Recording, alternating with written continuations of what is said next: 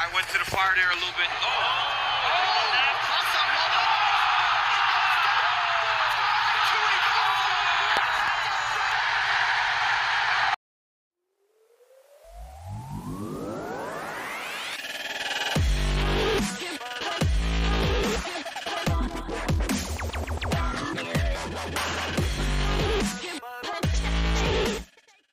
Welcome to Kyle Anthony's UFC Betting Show. I am Kyle Anthony, and welcome to the podcast. Welcome to the betting show for UFC Paris, Ciryl Gane versus Tuivasa. We're going to talk two plays like we always do here. Going to talk about this main event, and there are a lot of implications on this main event. Who could maybe get a title shot? You got, Curtis Blades looming in the background there, so it's going to be interesting to see how this all pans out. We are breaking it all down here today, but we're coming off a week off.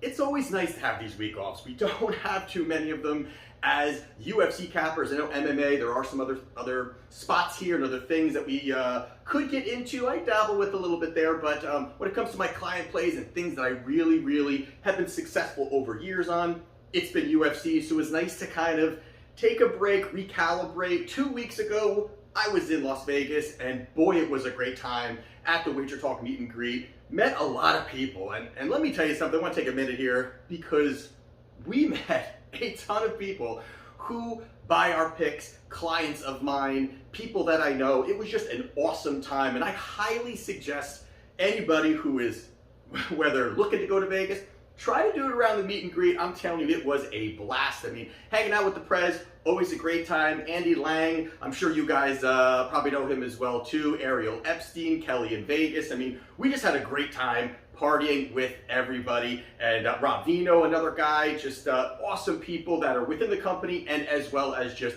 meeting people who are from around the country and even some around the world that we met, had a great time with. So suggest that you guys get into that next time I start bringing it up. Start planning your vacation around that. But before we get into the breakdown here, I've got like 2 or maybe 3 new shows coming out here, podcast shows, however you want to kind of call it there. One is probably going to be under the Wager Talk banner. Have some other ones here. They're going to be very different. One looking at more of the sports betting side of things, breaking down fights, as well as the other one is more casual, a little more fun, give you more information as that gets a little bit closer. But excited about it, just got great things going on. It has been a great 2022. So let's keep it going and let's cash some tickets this weekend here. So first fight we're going to be talking about, let's dive right in, is Ciryl Gane versus Tuivasa. We've got Ciryl Gane right now. He's roughly around minus 575. On the other side here, Tuivasa is plus 425. And like we always do here, we're going to talk about 3 fights for each fighter, see what we see if one fighter can expose the other fighter, and if the line makes sense to place a wager. So the first person we're talking about here is Ciryl Gane, and 3 fights ago, he fought Alexander Volkov. This one here, very in the wheelhouse. This was a glorified kickboxing match, pretty much to begin with here. Both guys kind of in their comfort zone, standing at range, and the big difference in this fight here was, and we're going to talk about it a lot here, and pretty much everybody is, of course, is just the light-footedness, the movement, the distance management of Ciryl Gane. How great he is at that, very risk-averse. And this was pretty much the same thing where he's basically his entire strategy is just staying at a distance, pitter-pattering, and then finding opportunities to counter, land shots, chip away at the legs. Volkov is just had some success in certain spots, but pretty much it was all Gane. And the big difference is the speed. Volkov just doesn't have the speed that Gane has. He doesn't have the footwork that Gane has. He is a great kickboxer, there's no doubt, but it just really kind of sat very well. They were both at distance for the most part, and that's kind of how Gane chipped away on the scorecards, getting the victory. There was no real threat of takedowns or any of that really going on there, so it was a great matchup for Gane. He looked great in a kickboxing match, so he goes out there, he wins 50-45 across the board against Alexander Volkov. 2 fights ago, he fought Derek Lewis. This is another situation here where you just couldn't cut distance. You had somebody like Derek Lewis who loves to go in there, loves to bang, throws the big shots, but this was one here where not only did he just not really kind of push forward and just kind of swing heavily, is he really just wasn't active. I mean, the whole fight he was pretty much inactive. That first round, I think it was about 10 strikes thrown in the first round, and that's also credit to Gane, again, We're going to talk about that part of it, but credit to Gane, good footwork, good movement, staying out of danger, and just keep chipping away, throwing some nice leg kicks, which started to hurt Lewis early on in that fight. He started to chip away. He really didn't like it. Then he was even trying to get a hold of Gane because he couldn't really manage the distance, and as well as he was just getting outstruck. He looked confused. I mean, honestly, that was like a very just almost uninterested, unmotivated Lewis at this point here. And even at the end of the fight, even when he was getting beaten up, he got melted in that third round. Pretty much, there was no even way that Lewis got into rhythm at any point in the fight. Credit to Gane, but he goes out there, he gets the stoppage in the third round via TKO. And most recently, he fought Francis Ngannou. Now, there are a lot of layers to this fight here. There's a lot of different things that kind of go on in this fight here. And, we know that Ngannou was hurt. He, injury to his leg and still went out there with a blown out leg and had some success. So there's definitely some different parts to this that I would like to see that fight again. I did have Ngannou to win this fight, and I did predict some of those takedowns there would be happening, but didn't realize it was going to be in this situation. And early on, Gane was landing, and that's something, again, Gane was landing, good footwork. Now, obviously, Ngannou, with the injury that happened, he looked very flat-footed, he wasn't really had much movement, and was getting picked apart early in that fight. But once it got into that third, fourth round is when Ngannou said, forget the striking, I'm going for takedowns, and this completely threw off Gane. This really changed the pace of this fight. It really changed what Gane is good at, and smothered him up, kept him down, and Gane was able to kind of keep control over those 2 rounds and kind of evening it up pretty much for me at this point. If I remember correctly, it was like 2-2 in my mind going into that third, and Gane had an opportunity. Gane gets his takedown, which is kind of crazy also. He goes for the takedown. He went for a leg lock, didn't get it. Ngannou ends up on top and ends up getting that round, winning 3-2 on most scorecards. But this just really shows that, it's very tough to defeat Gane if you're gonna fight in a stand-up war. He's very good. He did enough to get that, Ngannou did enough to get that victory, but interesting enough how that all went down with the takedown. So Ciryl Gane goes out there and loses via decision. On their side here, you got Tuivasa. 3 fights ago, he fought Greg Hardy. These are gonna be pretty quick here. This was one here where early right away, you did see the leg kicks coming from Tuivasa. That is an absolute weapon that he's gonna look to use Saturday night, as well as he looks to use it on pretty much everybody. And the big part that why he's kind of setting that up is first he's got these thick ass legs that he just does not care. He swings them like a baseball bat. But also it opens up the head shots. It opens up the shots for the head. While they're worrying about those powerful leg kicks, and we know how damaging they are over a period of time, he was able to kind of open up some big shots there. But this was one where the way that Hardy fought and the way that Tuivasa fought, they're barroom brawlers the way that they were going in this fight. A big exchange happened, Tai gets wobbled, but as Hardy comes in, Tai lands a big bomb, drops him, finishes him, fight over in the first round, a quick one, and there you have it there. Tai Tuivasa wins via KO.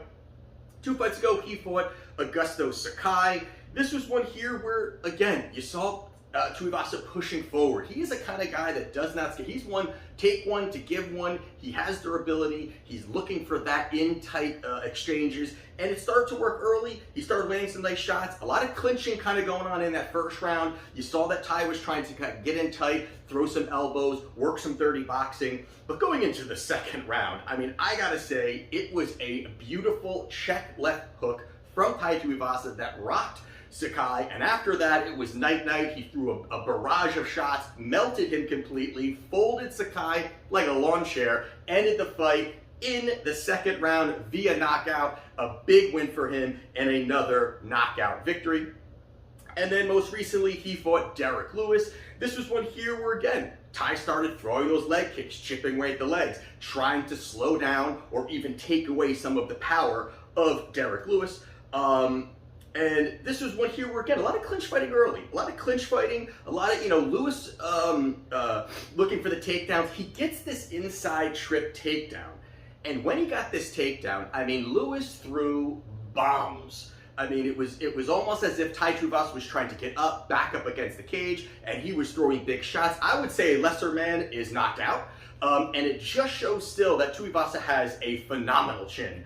But he ends up getting up and going to that second round. Another wild exchange happens, rocks Tuivasa. Tuivasa comes back, lands a big shot, melts Lewis in that second round, gets the TKO victory. So there you have it there. So, with that being said, the first thing here is we got to talk about Gane. We talked about his footwork. We talked about all of that. Listen, he's got the fantastic footwork for a heavyweight. No heavyweight moves the way that Ciryl Gane moves. I mean, it really is impressive about how big and a large of a man he is, the footwork he has, the way, the distance management that he has, the quick developing combinations that he has. A lot of that really, really transitioned very well from his kickboxing into MMA. And also the fact that he is very more well technical than Tai Tuivasa. Tai Tuivasa is not a technical guy. We know that. He looks to stand, bang, throw big shots, move forward. While you have, obviously, the great footwork of Gane to kind of stay on the outside, chip away, fantastic distance management, very risk adverse. Those are the things that have really brought success to him. Where you've got the other side, you got Tuivasa, has that one-punch knockout power. We've seen it. He's got five straight knockout victories. I think 3 in the first, 2 were in the second round. Good leg kicks, kind of working and kind of mixing it up a little bit in there, and the great durability that he has also. The first part here, though, really is, a lot of people really talk about, if they're talking about Ciryl Gane, a lot of people are saying, hey, Tai Tuivasa is going to get tired later in the fight. He's going to get tired later in the fight. Is there a cardio issue for Tuivasa? I guess maybe. I guess, is he a guy that, he doesn't look like it, of course, but is he a guy that can go 5 full rounds? Is he a guy that can go and brawl 5 full rounds? This fight is not going to be a brawl. This is not, although as much as Tuivasa wants it to be, it's not going to be a brawl. And I think that one thing also is that Gane likes to work at a slower pace. Especially early, he likes to work at a slower pace. He keeps distance, he wants space, limited pressure, kind of moving around, and that also is gonna allow Tuivasa the openings that maybe he may need, and not utilize the gas tank. We saw in some of these other fights, and especially in fights with Tai Tuivasa, they have been absolutely crazy. A lot of action, a lot of throwing, big shots being traded wildly. Yeah, that's not going to transition over 5 rounds, of course not. Here, I don't think that's going to be a problem. Him cutting distance, that may be a problem. Him outlanding Gane over 5 rounds, that could be a problem. But I don't think the cardio argument really is going to transition too much or even matter, I think, in this fight. Now, the biggest thing for me here in this fight is that last 4 opponents for Gane, none of them really pushed. None of them really brought the fight to Gane. And all of us kind of talk about that, and everyone's kind of saying, hey, he's great at distance management. Absolutely, he is probably one of the best when it comes to the heavyweight division with that. And again, because he's so light-footed.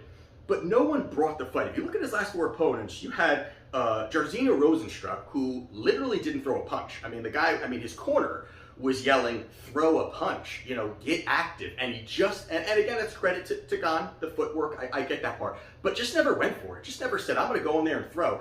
Never did it, never went for it. Volkov, kind of the same thing. Both of them kind of stood at range for most of that fight. Lewis, again, we just talked about it, threw 10 strikes in the first round, was not active, very much did not move forward and look to march forward. And then Gane got the takedown. So this to me is going to be a very different fight for Gane than he's had pretty much most of his UFC career. You got a guy in Tuivasa who is going to bring the fight to Gane. He's a guy that goes out on his shield. He does not care. Now, is he as technical as Gane? Absolutely not. But does he have the power to put anybody, in the division out? Absolutely. And yes, he's got to create the chaos. He's got to create that, but he is not scared of that. I don't think he's worried about those kind of things happening. These big exchanges happening. Again, he's fine taking one to give one. I think that's going to be part of it, and it's part of his weapon, that durability, that granite chin, taking the big shots, and putting Gane in an uncomfortable position. He has not. He really has not. Pretty much one of the few times, is where Lewis kind of pushed forward and Gane ran, like literally ran to the other side of the cage. So if Tuivasa can go out there and push the pace, get in his face. Now, there's no way that Tuivasa believes he can go out there and win over 5 rounds. So he knows he has to push the base. He knows he has to take some shots to land his big shot. I think that is going to be a big part of the success here, pushing forward and not being scared of what's coming back. I feel like a lot of guys froze up against him. Rosenstruck and Lewis, these guys really just froze in front of him and allowed him to dictate the pace, land the shots, have the openings. That's exactly what Gane wants. And I just think if you march him down, you have him on his back foot, can't utilize the kicks a little bit as much, that's going to be very hard to utilize a strong weapon of his. Tuivasa has the ability. He's got these thick legs. I don't think that, Gane is going to be landing those big shots. He's going to be looking to land those big shots on the legs and slowing down Tuivasa, taking away some of the power. But the marching down is going to be very different. I truly believe that's something he's going to be doing in this fight. On the feet, of course, Gane's definitely much better. I mean, let's be real there. He's definitely much better. He's got again, I talked about it already, the kicking, the light-footedness, but he's got a high fight IQ. There are good things about it there. But I think also the fact that Tuivasa can look to level change. Now, I just think even if he can't get it, even if he can't go out there and get the takedowns, I like that if he can kind of mix it up, get Gane thinking, throw in some leg kicks, look to get a takedown, and then open up the big shots. He's been working with Daniel Cormier. They've been very kind of open about how they've been working together. I think that's elevating him. It's not like Tuivasa's going to go out there and have this heavy wrestling approach, but I think he's become more smarter. And we've seen the vulnerability. If Francis Ngannou can hold him down for basically 2.5 rounds with one leg and pretty much not any real ground game that Ngannou has. I'm not saying Tuivasa has it, but he could possibly do the same thing. He could possibly find that. And the one thing that he's got is the big shots. If he's able to get them down, the ground and pound could be absolutely vicious when he's there too. So I don't think that Tuivasa is going to go out there and look to outstrike him over 5 rounds. I think he brings the fight to him. I think he looks to land a big shot here. This line here, it's wide, and absolutely Gane should be the favorite. I don't think it should be this high, but I think Gane should be the favorite here. But I do like Tai Tuivasa here. I think this is really dog or pass, and also I'm not looking, plus 425 is a great number. If you're looking for a little sprinkle spot here, but he's not going to win this by decision. So for me here, I do like Tai Tuivasa via knockout, plus 725. It's worth the sprinkle here. I know some people may say, hey, Gane's going to work him over 5 rounds. There's a very good probability of that. But we're talking about sports betting. This is a nice spot. It's a good value spot. I like it. Plus 725 on Tai Tuivasa to win via knockout. And the other play we're going to talk about here is Nasrat Haqparast versus John Makdessi. We've got Haqparast, he is minus 225. We got Makdessi coming back at plus 172. So this is a striker's delight here. I think we're going to see a nice striking bout between both of these guys, but I think the recency bias has really brought this line closer, even at the minus 225, closer than this line should be.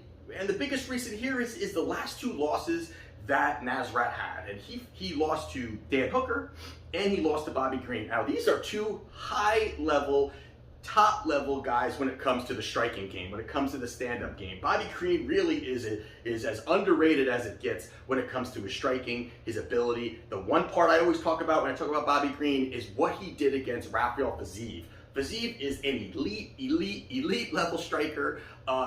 And Bobby Green, was in there going and almost actually won that fight. But that just shows the level of striking that Bobby Green does have. Dan Hooker, obviously he comes from a great camp, a very respected fighter, very good fighter within the division.